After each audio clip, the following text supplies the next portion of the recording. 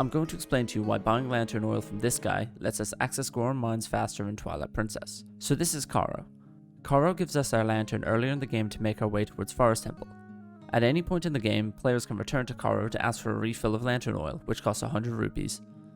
Between buying the lantern oil and continuing our conversation with Coro, there is a 1-frame window that you can see on screen where a player can perform an action. During this frame, if a player calls Uku, which we have previously left in a dungeon, we will be able to warp from the Coro conversation while not fully having finished our chat with him.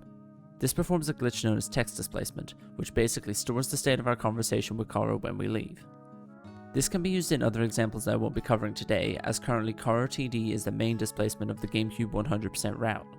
By Ukuing back into the overworld, we can take the state of the text with us through to other parts of the world.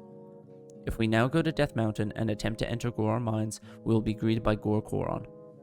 Normally when you meet Goron, he will ask you to a sumo wrestling match, where we will need to use the iron boots to defeat him. However, due to text displacement, the dialogue that appears when talking to Goron is a conversation that happens after defeating him in the sumo wrestling event.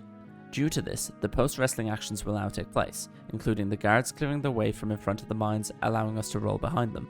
It is important to note that we can only attempt Coro TD once within runs, so players will often choose to save before attempting it, with each failed attempt costing about 40 seconds.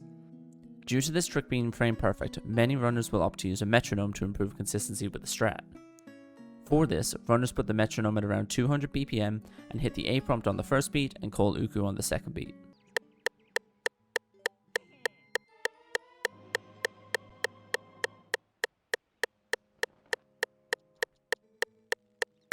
Now next time you see runners having the same conversation multiple times with Coro, maybe it's just not their day for runs, but at least it'll make sense.